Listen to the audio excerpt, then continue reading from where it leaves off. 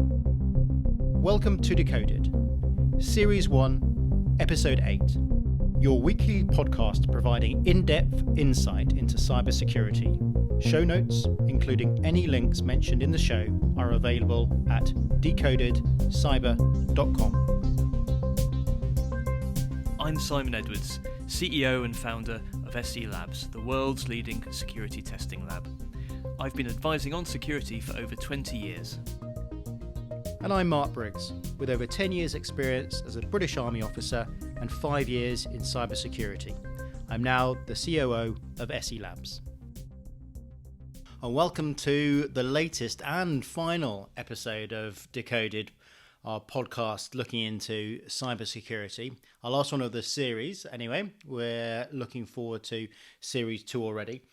On this episode of Decoded, we're going to do something a little bit more lighthearted, and we're going to use Simon's in-depth experience in the cybersecurity industry and ask him about all of those hacking sequences we see coming out of Hollywood on the big budget blockbuster movies. So we're going to have a look at a few clips from some movies that undoubtedly you will have seen, and we're going to break them down and find out how realistic they really are. And we'll have a go at ranking some of the Hollywood movies into a great representation to extremely poor and just mainly for show. Just to keep things realistic, I brought snacks. Oh yes, yeah. Oh, and you have to have litres of energy drink as well, don't you? I've got those. Yeah, and it is 2 a.m. in the morning. I didn't bring a hoodie down. I'm in your hands, Mark. What are we going to watch first? Okay, so the first movie we're going to go and have a look at is a film called Snowden from 2016. A few of you will have seen this. And the specific clip we're going to take is during the interview phase, the testing phase for the testing analysts. And in this particular sequence, the wannabe hackers are given a task which is seemingly very difficult to do, and the individual that does it, that impress the government agents the most, does it in super quick time. But this is a real story, isn't it? So you'd expect this scene to be realistic. Yeah, well, you're led to believe that the Snowden movie is based around true real life events, and therefore what we're seeing on this clip is a realistic interpretation, as best as the film writers could portray, based on the knowledge that they had. It's a bit like The Crown, I guess. Those of you who've seen The Crown, like it's the best interpretation that the script writers can write with the knowledge which is public. All right. And presumably trying to make it at least a bit entertaining and not just a fly on the wall, boring series of events of people's normal lives. Well, I think that's going to be the theme across the whole of this. The whole of this podcast. In the movies? How do we make looking at a black screen with code interesting? Well, every security conference in the last 15 years has had to tangle with that one. Yes, and Hollywood have had a very different interpretation than a lot of those conferences that we've been to. I'm looking forward to this. I want to see how realistic this NSA interview process is. Okay. Not that I would know what a real one actually would look like. So we're gonna watch the clip now, which we won't play over the podcast, of course, and then we'll hear Simon's thoughts on it after we've watched the clip. I'm ready.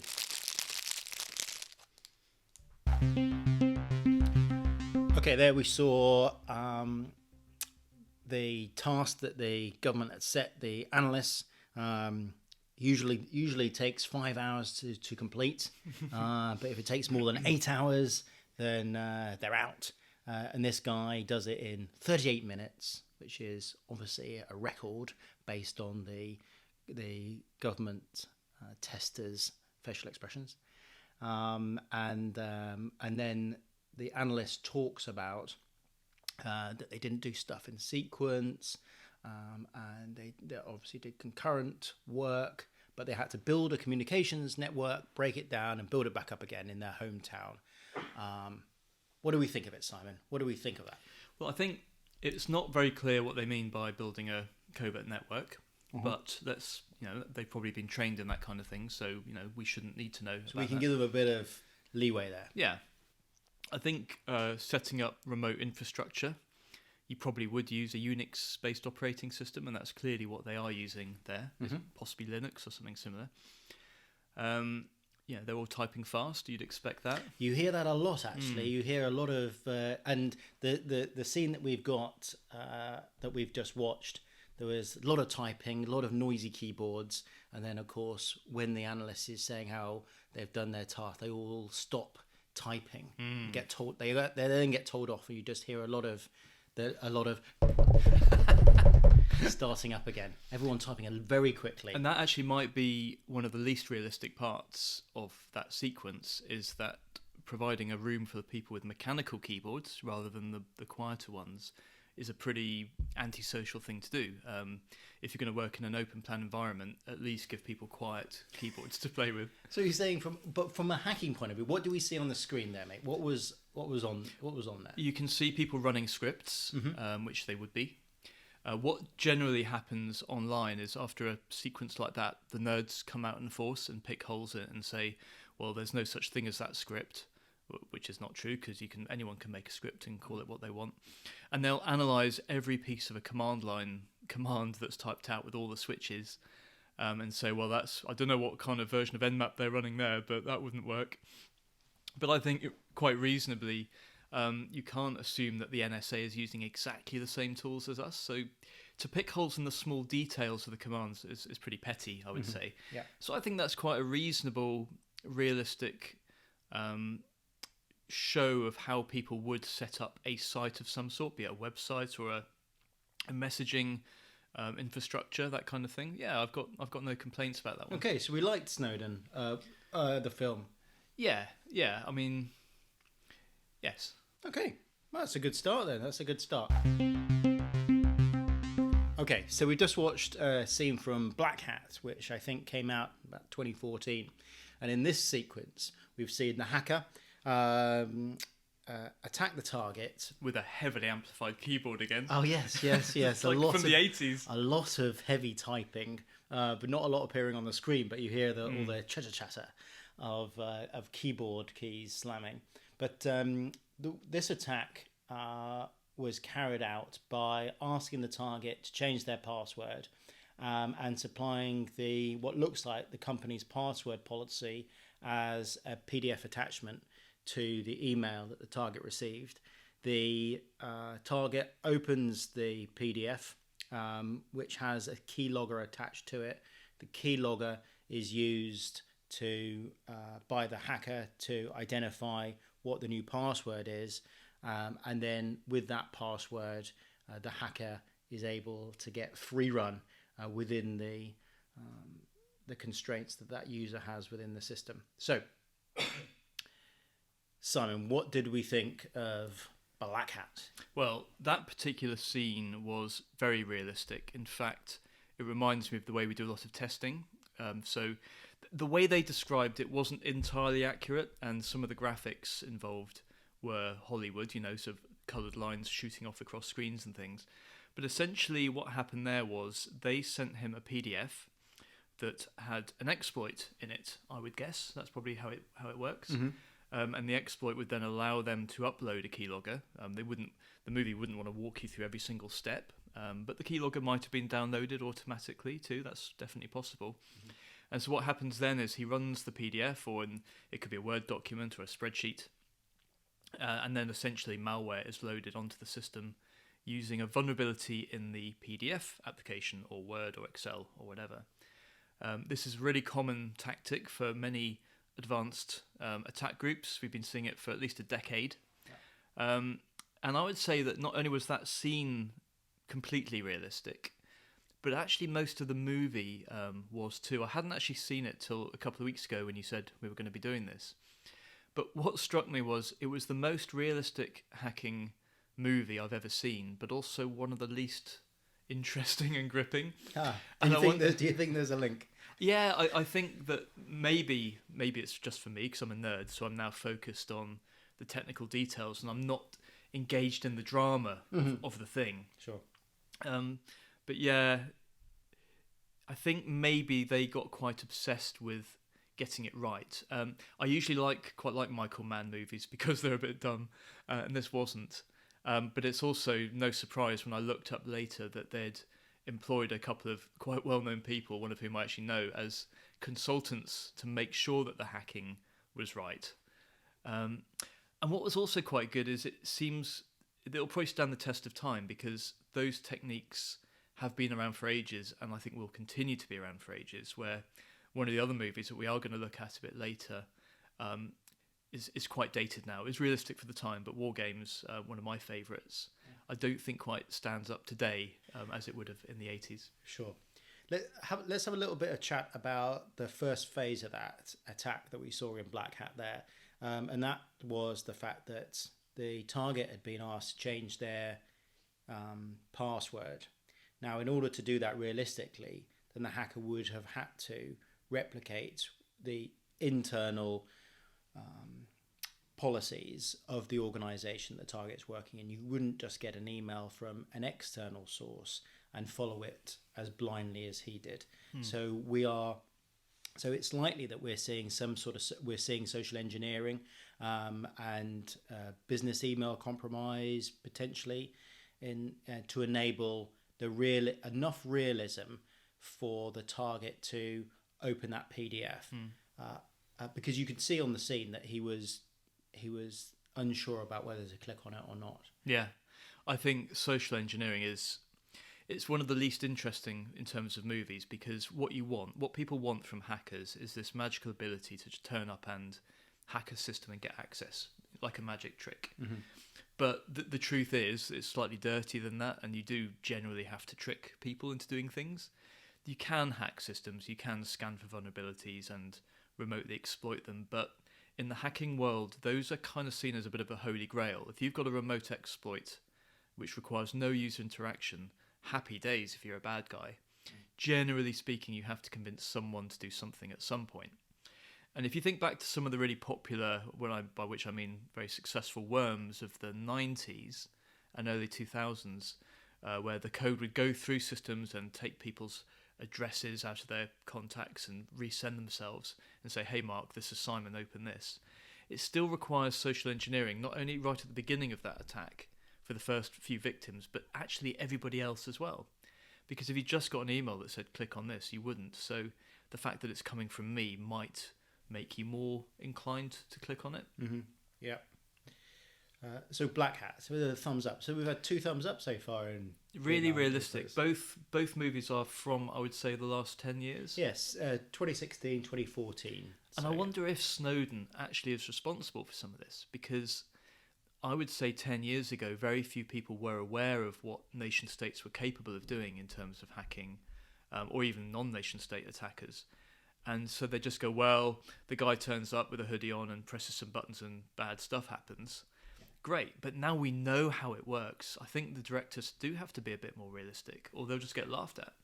Yes, yeah, and I think that there's a lot more knowledge just generally in society about computers and how they're working. It isn't like it was 20 years ago when you might just be able to send an email or something like that. There's a lot more understanding now. And you get taught it at school. We were certainly never taught this stuff at school. So you've got a generation of school children coming up now that know how to code. They know how to do a number of these techniques that we're seeing on the TV. Well, when you go back to the 70s and 80s, when people talked about hacking, they were really talking about enthusiasts who were exploring, and maybe the idiots caused some damage, but mostly it was about finding a way through these exciting digital or electric, at least, networks. Whereas what we saw in around the late 90s, mid to late 90s, was crime getting involved. So it took a little while, but the criminals started to realise they could make money from doing this. And I don't know if you remember, but when people used modems in the old days, there was a special kind of malware that came out called a dialer. And what that would do is when you're at bed at night, not looking at your computer, this code would turn on the modem or at least connect it to the phone line. and make calls to premium numbers. And so your phone bill, when it comes a month later, would be very high. So you've had money stolen from you. And that was the kind of beginning of what we see now with ransomware and other kinds of threats, where there is a financial impact on normal people. So 10, 15, 20 years ago, normal people didn't care or know about computer security. But it's a lot more relevant to your average Joe these days, because you can lose a lot of money. And if your ISP or your phone company doesn't recognize that you've been hacked, then you're on the hook for maybe, many thousands of pounds or dollars worth of phone bill. Yes. Yeah. It's as a criminal now, you can attack people and extract valuable information, or does valuables, while you're sat in your own home. Yeah, and it's not just statistics in the papers. Probably you and I both know multiple people who have either been defrauded by online criminals or know someone that has been. Absolutely. Okay, let's look at the next movie.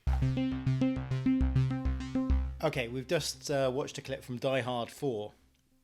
And in this clip, one of the main characters, not John himself, the hacker, is in his bedroom, classic, at 2 a.m. in the morning or something similar. He had a huge can of energy drink. And he is hacking. I'm doing inverted commas in the air. Well, that's what we're led to believe he's doing. And he's got chat windows open, so he's asking advice from someone on a chat window, and the bad guys are outside of his flat in a van on the street outside. We watch them infiltrate his computer, his network, upload a virus with a bar, or like a percentage upload bar, and then what the virus is obviously meant to do is just freeze his system, which encourages him to press Control Delete, which I think is the signal for the C4 explosives that have been strapped to the back of his hard drive to blow up. What do we think of this, Simon? The first question that occurs to me, I had all sorts of ideas about Die Hard 4 that I was going to say just now, but just watching it again made me think, and actually no, just you saying, repeating what happened, the sequence of events. If they've got physical access to his computer to put a load of explosives inside the case, why are they uploading a virus? Why is that necessary? To make him do it, yeah. Why didn't they just press? Because if you think about the post explosion investigation, the police are going to find that it's a C4 explosive. It's not going to be. It's not a natural sort of accelerant or anything like that. It's definitely the fragments of C4 that will be visible to the forensics teams. And so, if they're going to be as blatant as that, why use the individual as the trigger? Why don't they just use the guys on the ground as a surveillance team and press? Well, they were surveilling him as well, weren't they? Yeah. They were watching him, so why make him press the button? Exactly. So there's a little. Well, I guess this is. We've got rock music going on in the background, and we need, as a Hollywood producer, we need a bit of tension, don't we? Need a bit of moody lighting. Yeah. I think Die Hard 4 is an interesting film because it is where Hollywood starts to move from complete fiction to some realism. I remember being asked about this film when it came out by a film magazine called Total Film, and they had a column called "Is it Total Bollocks?" And they said, "Is this a realistic representation?" And that particular scene, I was talking more about the main themes than that scene. The main themes were that the hackers were able to control traffic lights, vault doors, all sorts of different parts of the city. That's right. In a thing they called a fire sale. And what I pointed out at the time was every single hack that they detailed in that film has happened in real life before. So someone has hacked traffic lights in a US city. Someone has done all these other things. It just hadn't been done in a coordinated manner. So technically, it is a realistic scenario. It's just, as with any hack, lining up all your ducks is really the challenging thing, rather than doing one small attack. But in that particular scene, when his screen freezes, it doesn't actually freeze, it kind of wobbles, and that looks dramatic, but I wish my screen wobbled when I had a crash, because usually what happens is it just freezes completely, and you're not sure what is going on. And I'd like to say that him stabbing at his keyboard in frustration is not realistic, but I spoke to our CTO Stefan about this last week, and he and we both smash our keyboards regularly when things go wrong. So from that perspective, it was realistic. And then you had this chat window as well. This is something that I think Die Hard 4 is one of the last ones to do this. You have people using IRC, probably. It's sort of like a live chat thing before anyone had conceived of making Slack or any of those other messaging apps, which are essentially IRC. And it just looks weird and not real. So you've got icons that fly in and out as people leave the rooms, and big chunky text that people in cinemas can read from a distance, I guess. Mm-hmm. That's why they're doing it. But that and the net with Sandra Bullock, that was a bit off-putting, because you focus on that as being stupid and forget about the principles behind it, which are quite valid. So I think I'm going to give a half thumbs up to Die Hard 4, because that scene, from a hacking perspective, wasn't too bad, apart from the attackers didn't need to upload a virus. They could have just pressed a button or called a mobile phone or whatever to explode his laptop. Yeah. Okay, so not too bad. I mean, Die Hard 4 is basically hacking, but with a lot of imagination. Yeah, and it's got Bruce Willis in it, so it's never going to be too highbrow, is it? No. And after Nakatomi, after Nakatomi Central, I think John McClane can get away with pretty much anything. Yeah, and they did hacking in the first Die Hard, didn't they? They did. They literally hacked through telecommunication cables with a big saw. That's right. Yeah, because they needed to get into the safe at the Nakatomi Central. Old your man Hans Gruber, I think his name was. Yeah, needed the passwords from the senior guy there. Yeah, and they had to, rather than social engineer it, they threatened to kill him. Yeah. I'm pretty sure one of his colleagues got on the phone at one point and socially engineered someone as well to do something. I think it was when they cut the power and they had to tell the police and maybe the fire department that this was a... No, it was the FBI. Oh, was it? Because the terrorists knew that the FBI would play the terrorist playbook, which is, in a terrorist attack, what you do is you shut down the power grid. And the terrorists knew that, and that was the last lock on the safe. It was an electronic or electrical magnetic lock or something like that, and right. And so they knew what the FBI were going to do, because the FBI were too predictable. Anyway. So there was some social engineering. Yeah. Okay, we digressed in other Die Hard movies. Okay, we've just watched a clip from Who Am I? And the clip opens up with what looks like a load of bad guys looking over the shoulder of some young hacker after they've forced him to do something.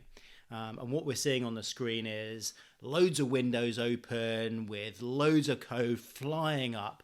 And with all these windows opening and closing, the hacker looks like he's in control, and all the thug bad guys are behind him, and they all look at each other knowingly, going, "Oh, this guy must know what he's doing, because look at all these windows that are open."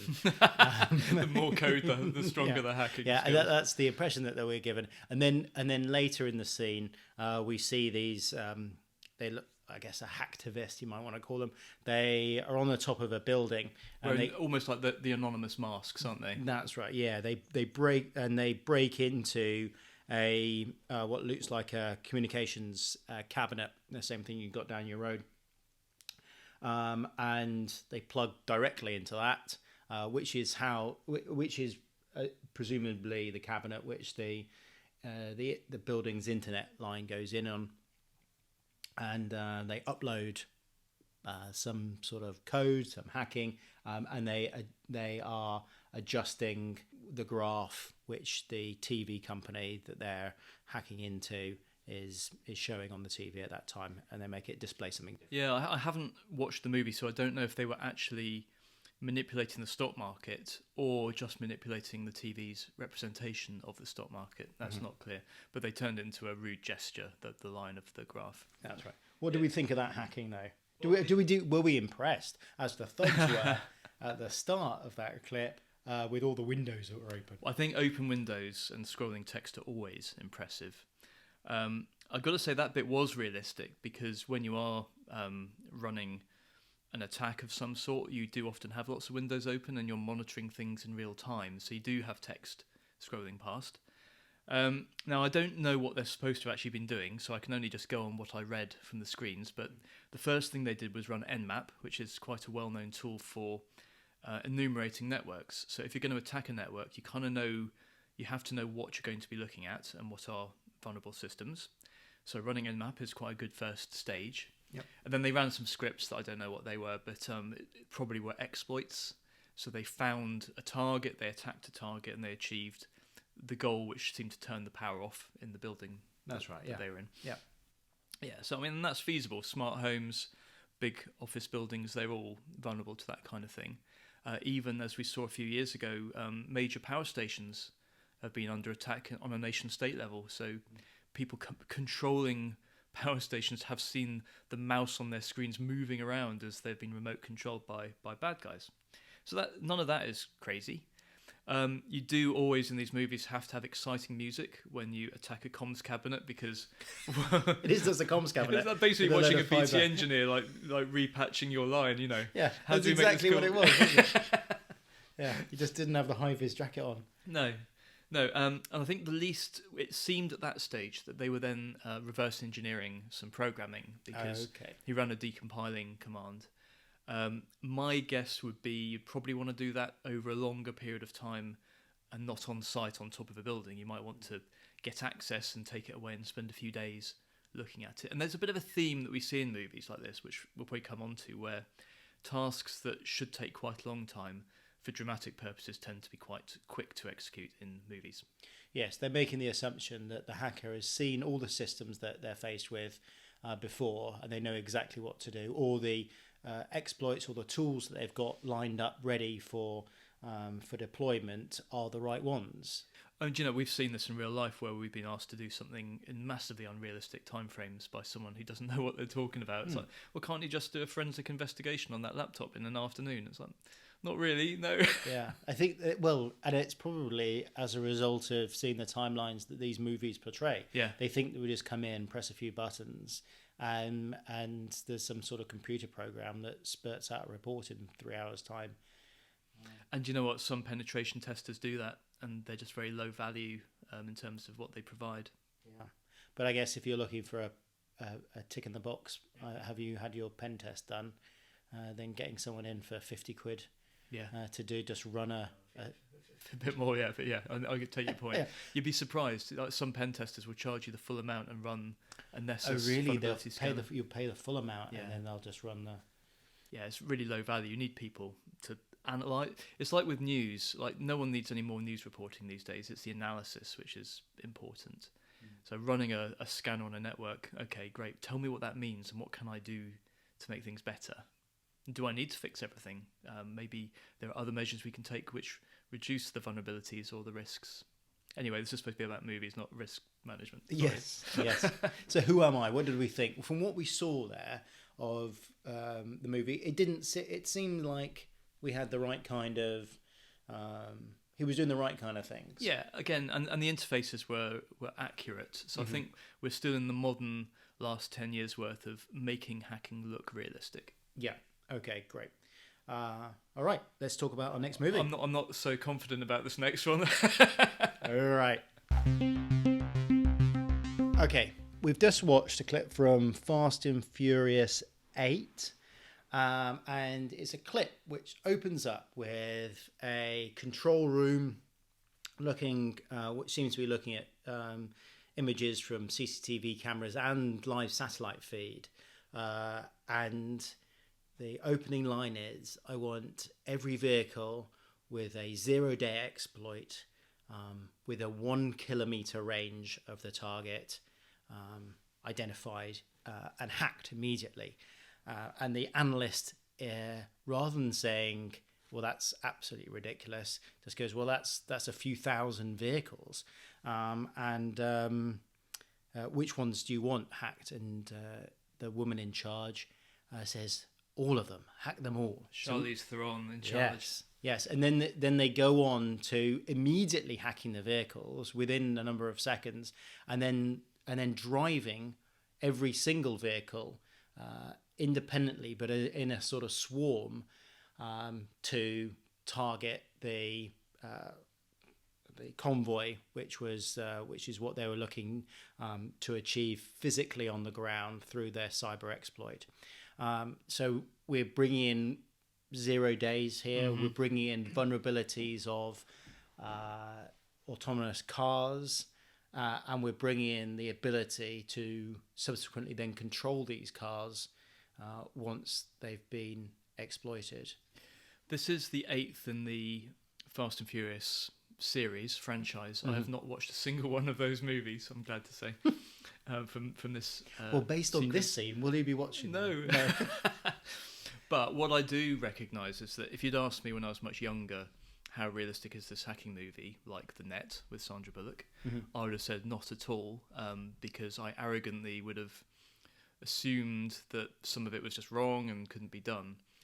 I'm going to say that this is partially accurate because, again, like with Die Hard 4, there have been cases where cars have been controlled remotely. They're not fully autonomous. We don't have that yet. But that is a matter of time. Even in the UK, we're looking at within a year having it a legal possibility of having cars driving around. And certainly cars are being built that way. So the idea of self-driving cars is a real thing. The idea of cars having vulnerabilities that could be remotely exploited is definitely a real thing. A 0 day is simply a security vulnerability that the manufacturer doesn't know about, almost certainly, and hasn't patched for sure. So technically, it's not science fiction doing that. But we're looking at that. We're looking at that as okay. There's been a case in one of the early software packages of cars which have a degree of self-control that has been hacked, and I seem to remember.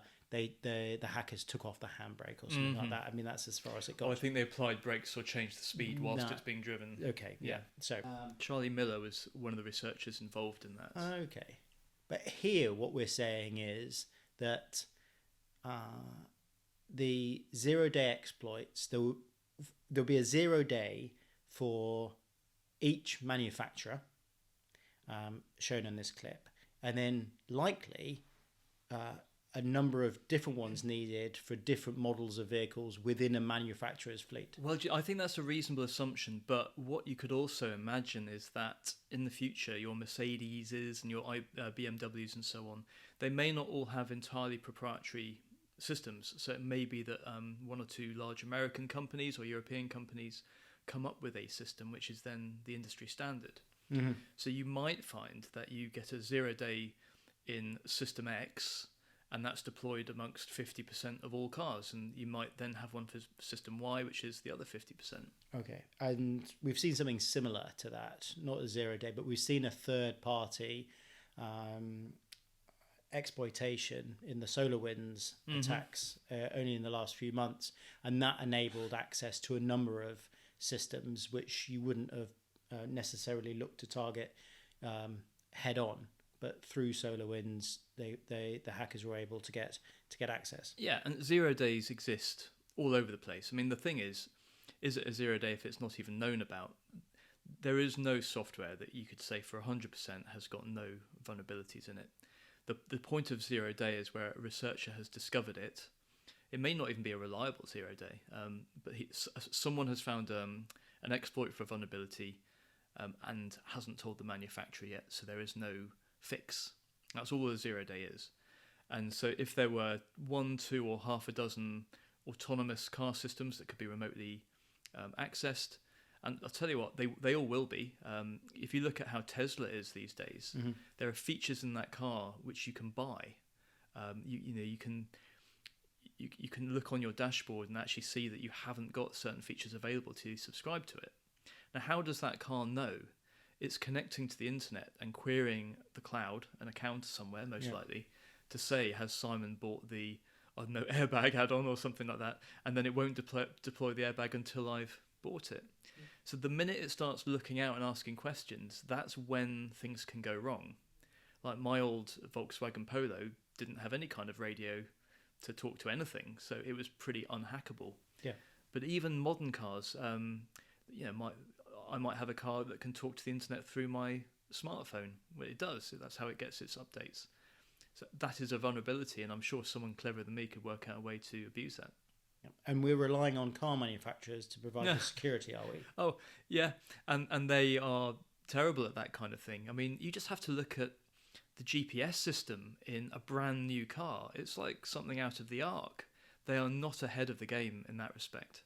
Although Fast and Furious 8 is unrealistic with the speed and the quantity of which they are able to carry out these attacks, technically not impossible. Well, I think it's just that the cars don't exist yet, but when they do, assuming that the vulnerabilities, the exploits that they've got for the vulnerabilities are stable, I don't see why you couldn't beam it out really quickly. But you need to have that level of control and that level of understanding of all the vehicles. You'd need to have a nation state resource. Yeah, you're not going to have a nerd write special software that can take over 1,000 cars and say, right, all of you drive effectively to this location or thereabouts and do what it is I want you to do. Yeah, that's a tough one. Yeah, so we're looking at a government agency from a rich nation. Or a James Bond baddie in a castle somewhere. All right, yes. They're probably better equipped than nation states. Yes. Okay, we've just seen a clip from The Social Network where I guess it's our man Zuckerberg up in his bedroom, and he's pulling together all of the information from the different houses at Harvard, and he's talking about how he's hacking into the databases from the different houses and pulling all of the personal information together into one place, his place. What do we think about what he's doing and how he's doing it, Simon? Well, there's a classic Hollywood thing going on here of like the more realistic the hacking task. Basically, it's systems administration. What you have to do is to put on some fast dance music, electronic dance music. And he describes what he's doing as he's doing it, and he's talking very fast. Mm-hmm. Partially because that's what his character would be like, I guess, a bit ADH or whatever. Mm-hmm. But also he is talking realistically. But it's just not very interesting. Who wants to know about Emacs, which is a kind of text editor? So is that? Do you think that's why they're cutting the hacking sequence with pictures of a load of really attractive people going to a party? To a nightclub, yeah. Yeah, exactly.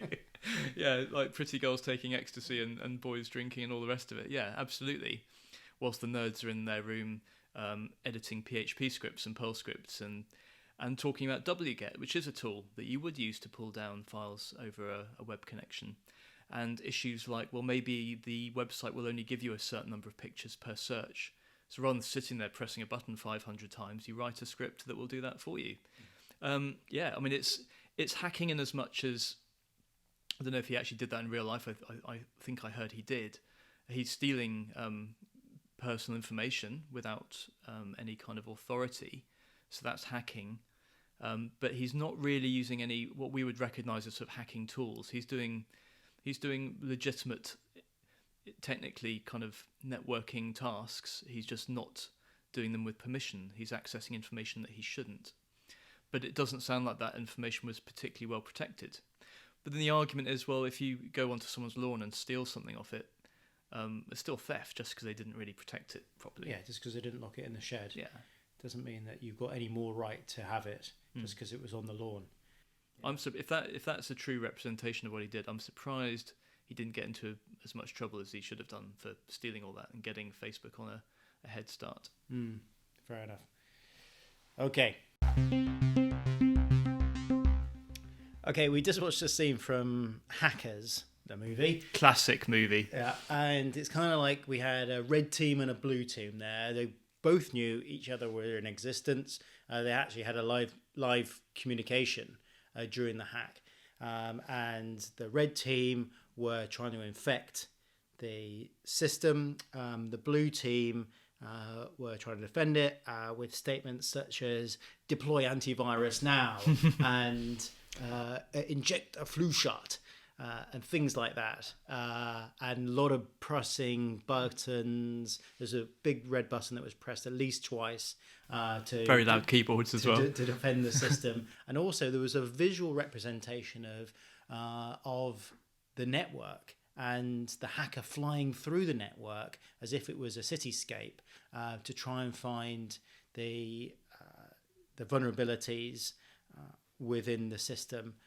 As if they would be shown up as a big red window or something like that in one of the simulated skyscrapers. And then the blue team were able to identify physically in the real world where the hackers were, which were at Grand Central Station, and send the law enforcement to their location. So quite a lot going on there. It seemed pretty ridiculous to me. How was it from your side, Simon? Well, it's funny because when I first saw it, it did seem completely ridiculous. And actually it makes me think we talk about these things aging badly. In some respects, this is backwards because at the time this was made, virtual reality was not a thing.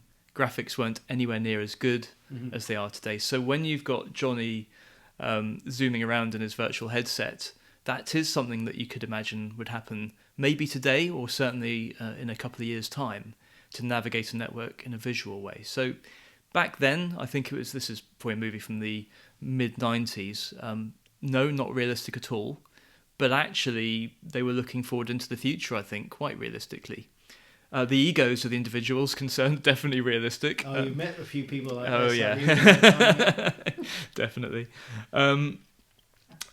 But running antivirus has never been as exciting to me as it was in that movie. He pressed a big button, which the implication was that he wasn't running antivirus until they realised that there was a breach and they deployed antivirus. Well, Mark, as we all know, at that stage, antivirus, it's a bit late for antivirus, isn't it? Yes. It's interesting they mentioned Flu Shot, though, because Flu Shot was the very first antivirus program that I'm aware ever existed.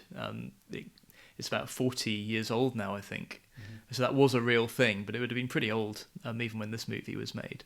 And would they have deployed it in the same unrealistic way in the movie? Well, no, because it was a DOS program, so you'd have had to run it off a floppy disk. I just hope the floppy disk hasn't been corrupted. Well, yeah, you'd have to put that little tab to stop it being writable. Yeah. I hope no one's used it as a copy paster. Yeah, your flat used to be littered with those, didn't it? So yeah, it was very exciting, very graphical, lots of 8-bit sound making it even more exciting, and lots of lighting things. And then, it's like cancer. This virus is like cancer. My God. And then there was someone with a big shocked face, like, cancer? What, as bad as that? Yeah, it really is. So no, I mean, it's a really fun movie. And I don't want to slam it, but that's not a very realistic. That's not what I would say Breach looks like today. Fair enough, yes. But a good movie, nonetheless. Better than Blackhat. For entertainment purposes. Yes, more entertaining than Blackhat. Yeah, all right, so we've just watched a clip from Sneakers. And Robert Redford is there, standing behind a couple of guys which are looking at a display which just has a load of randomized letters and numbers and symbols on it, covering the entire screen. Apparently randomized. Oh yes, apparently randomized, so it means nothing. And they then press a button on a small box next to the computer, and all of the letters and numbers start to flash and change, and behind the letters and numbers you get an interface to whatever they're trying to hack into. So whether it be, and they're all sort of critical national infrastructure type access. So they're looking at the power grid, they're looking at air traffic control, and they just pick randomly, can you get into air traffic control?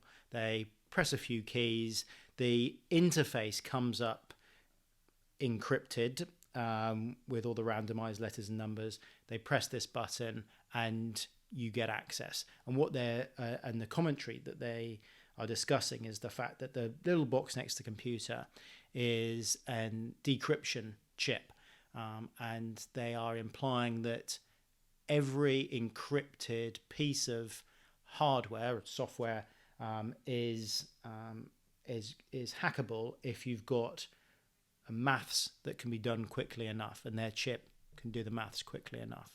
So what do we think of this?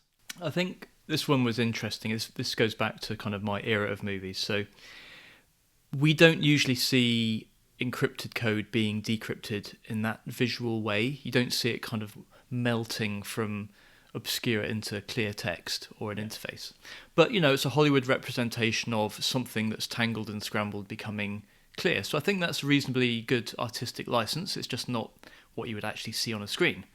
And it occurred to me watching it, it was being decrypted by an operator who was blind and was operating using a special terminal. I guess it's like Braille. Yeah. So, how he's actually seeing the code is completely different to how we're seeing it. He's feeling it and seeing it in his own mind. So I thought that was slightly interesting. The idea of having a universal decryptor is not very realistic because there are so many different ways to encrypt codes. I think it would be more realistic if we imagine that they're talking about the industry standard codes. Mm-hmm. So at the time would have been AES something or other, probably, or maybe an RSA one. I can't remember now. And generally what happens is the codes are strong at the time that they're accepted as being an industry standard, and then as computing power grows over time, they have to upgrade the encryption levels to defeat the ever more powerful decryptors.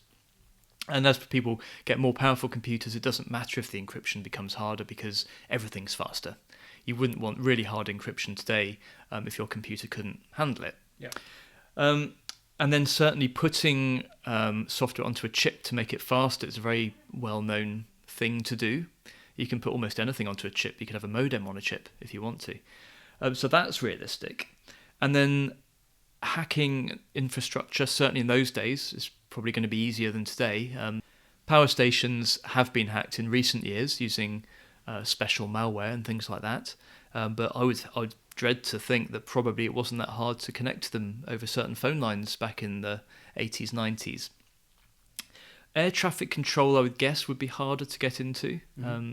And some of these things, like with the oil tankers and so on you see in the movies, everyone says, you can control these things. But generally what happens is you can read where they are. So if you go online, you can actually track these things. But it's a read-only thing. You can't tell it to turn or collect in the Bermuda Triangle or whatever. Mm-hmm. So I think that's quite realistic. It's just the way they visually represent decryption is a bit of a stretch. So they've made a couple of jumps. They've made a jump in terms of how the viewer visualizes something being decrypted. Yeah. And they've also made an assumption that every encrypted program is encrypted with the same encryption software. Yeah, or the same algorithms. The same algorithms, yeah. Okay. Yeah, and as with all these movies, they have to make it interesting, so hence the dramatic music or making it look cool. Otherwise, with real hacking, you are basically an administrator, so you're going to be watching a man or woman sat there typing commands into a terminal and going and having a coffee break and going to the toilet and all these other things and having lunch. That's not very dramatic. No. But for the movie, it has to be, and that's why you tend to see a theme where everything happens faster than it really would in real life. Or it can go really slowly. So when you're hanging from a cable, trying to steal some data out of a system that's inaccessible, that small text list can take half an hour to download, it seems, because of drama. But in other cases, you will see in movies where people download many gigabytes of data in 3 seconds. So, at that stage, you just have to suspend your disbelief and go with it. And I've noticed there is a bit of a theme with a lot of these movies in the fact that the hacking skill itself seems to be held by a very small amount of people, and the larger criminal gang involved in the activity is largely very ineffectual, just sat around behind or stood around behind the hacker, looking over their shoulder, not understanding at all what's going on, and looking impressed by the visualization of hacking. So are we Have you found this before? Like, Yeah. you sit around and you have people looking over your shoulder, just like not understanding at all what's going on. Yeah, but the unrealistic thing there is that they'd be impressed. Usually they don't care, and they're threatening you to do it. No, I've never done that, but or been threatened. But organised crime does use hackers, and sometimes those people will be under duress and not being paid sort of according to the money that they're bringing in. And I remember way back in the day, this is still hacking, but in Las Vegas there was a whole thing about pizza deliveries, and the mafia was involved in that. And what they were doing was, let's say that Marc's Pizza has got a number that you call. Maybe 2 in 10 of those calls gets automatically routed by the telephone system to Simon's Pizza. Oh. So what I'm doing is I'm creaming off 2% or 20%, sorry, of your custom, but you're still getting calls, so you don't know anything's wrong. But the hackers are redirecting those calls to make sure that Simon gets a piece of your advertising action. Brilliant. Yeah, nice. I very much doubt that hacker did it for fun. Some guy in a pair of sunglasses has held a weapon to him and said, "Do this, or I'll hurt you."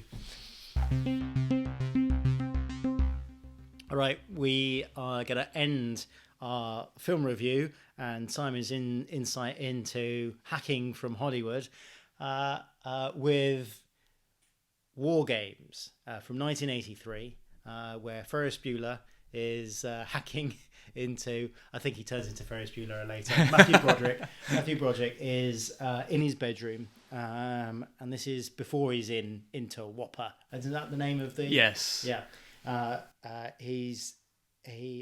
He's had a lift home from the girl he ends up with, I think, and he is showing off, and he hacks into the school's database, and he explains that it is password protected, but he knows where they keep the password in the secretary's office, and the password is pencil, which in itself we can talk about having like known words from the dictionary as a password. And he then changes his grade, and then he changes the girl's grade. It isn't done to heavy rock music like a lot of the other hacking films were. It was done more to 80s electronic Pac-Man type it's music. very sweet, wasn't it? Yeah. And so he changes the grades, and that's where the that particular clip finishes. And he had lots of equipment around him. I just want to point out. And when each individual screen came up on his computer, it had a lot, sort of like almost typewriter noise.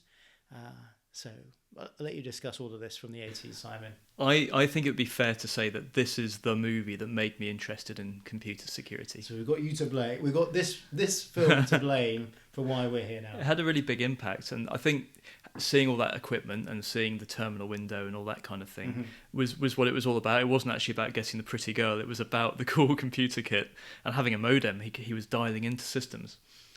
Well, let's start with the password thing. Okay, it's a weak password. It's short. Yep. But its real weakness is it's in a known location. Yep. And I can even think of just before the lockdown that we had, my local leisure centre had its passwords written on a whiteboard in the back office. You could clearly see it through the glass door from the desk. So, and they were sort of quite secure passwords. They had strange characters in them, but they weren't secured. So therefore, pretty useless. And the sound effects were really notable, weren't they? You had the music, like you say, the kind of old-fashioned computer music blipping along. Yeah. But then every single time he pressed a key on this keyboard and the cursor moved around, it made a blip as well, and that would drive me nuts.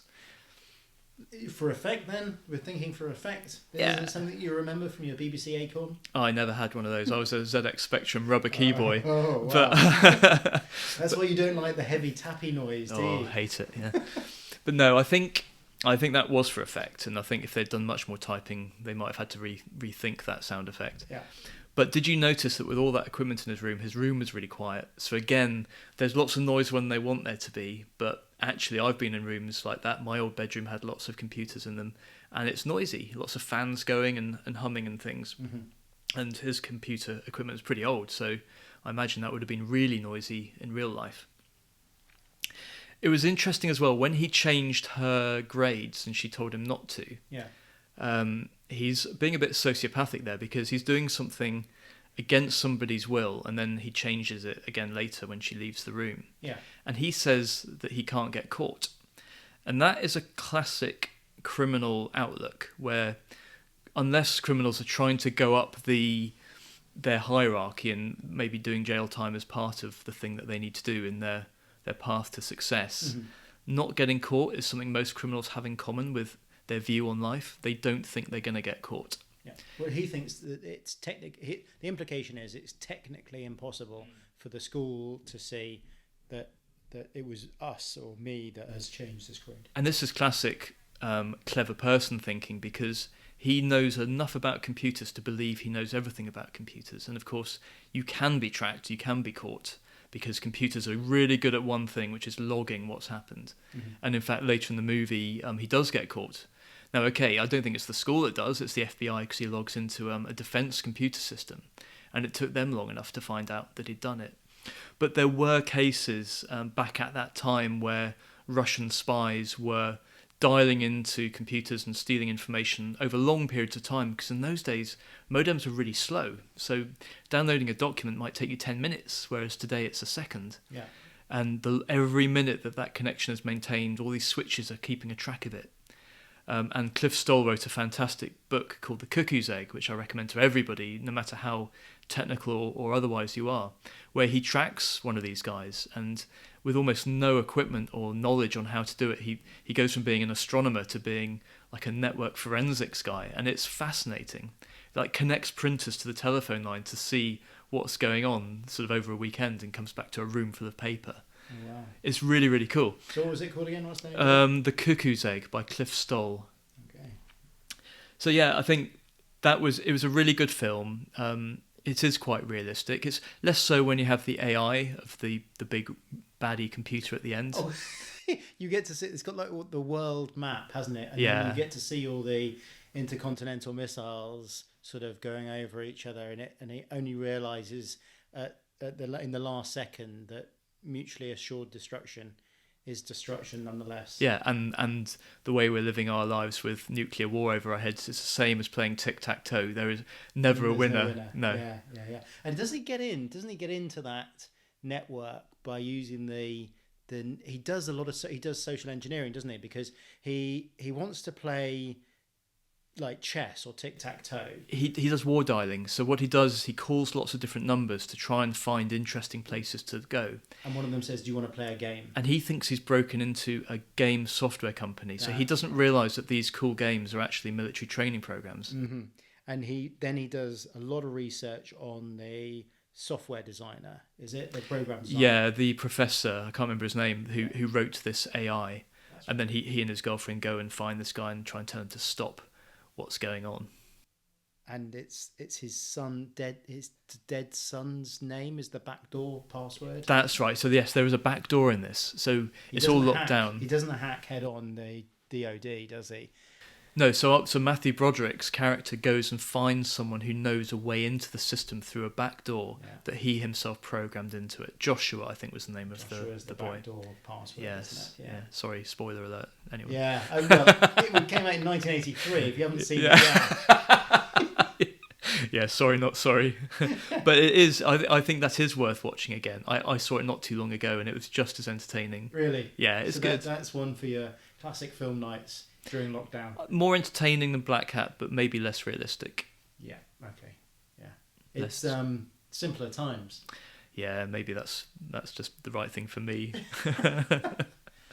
All right, Simon. Well, thank you very much for your insight into the Hollywood interpretation of hacking. I think across the board, we've had a few examples of how hacking is realistic, and slightly less examples of unrealistic hacking. I think the unrealistic elements have come from the speed in which hacking is being carried out and the coordination of the multiple tools being used simultaneously, and so they've speeded up and combined a lot of techniques and known vulnerabilities just to make things a little bit more dramatic. Just to say, the TV series Mr. Robot is worth mentioning as well. That was very realistic. There's a special mention from you. Special mention, Mr. Robot. Certainly the first series. And there was one part where, they always make drama. There's always, we've only got 30 seconds to do this, or whatever will happen. And they came up with a really clever way where the boss had an authenticator app running on his phone. Mm-hmm. And they got the code off it, which meant they literally had, 30, 40 seconds to get to a keyboard and type this code in before it renewed. Yeah, it's got like 40 seconds. Yeah, so they're using multi-factor authentication as a dramatic piece. And I thought that was quite clever. Mm-hmm. Yes, adds a bit of tension because you want a short timeline and stuff like that. But it's realistic. It's not a synthetic kind of completely arbitrary. Oh, quick! You've got 10 seconds, or something will blow up. Yes, yeah. Oh well, Mr. Robot then. Yeah, add it to your playlist, folks. Yes. Well, so that was a quick run through some of the hacking movies, or at least the ones that we decided to chat about tonight. Thanks very much, Simon, for your time. This is the last episode of Decoded in this series 1. I hope you've enjoyed the series. It's been pretty popular, which we've been encouraged by. Yeah, it's been really fun to do as well. Yeah, and we've got our eye on a few topics for series 2, which will be coming out once we get around to doing them. And in the meantime, we've got some special podcasts which we've got lined up that will be coming out in the next couple of months. Yeah, that's a good point. So if you want to make sure that you catch those, you can obviously subscribe, because we're going to always try and ask you to do that. But we have a newsletter as well you can find on our website. And what we'll do is we'll send a message out before the new episodes come out, the new ones, and also series 2. So if you want to know in advance when that's happening, just subscribe to that. We're not going to spam you with other stuff. And there's another benefit actually to subscribing to that mailing list, because we've got some gifts that we can give you, some real physical things. We haven't been able to go to any conferences in the last year and a half, so we've got some extremely high quality and, dare I say it, stylish SE Labs key rings to give away. And I think if you want to just send us your address, sign up to the newsletter and then reply to that with your address, and we'll send you a key ring until we run out of them. But also, if you want to include something that we think will be funny or interesting, you stand a chance of winning a security key as well. It's a little USB dongle for multi-factor authentication, worth probably about $40 or so. So, it's a significant little thing that you can use to put yourself into the top 1% of internet users in terms of security. According to Google, so few people use multi-factor authentication. If you use one of these things, you will be in the top 1%, regardless of what else you do. So please come to our website, decodedcyber.com, sign up to the newsletter, get ready for the next series, and in the meantime, enjoy the free swag that we'd be happy to send out to you.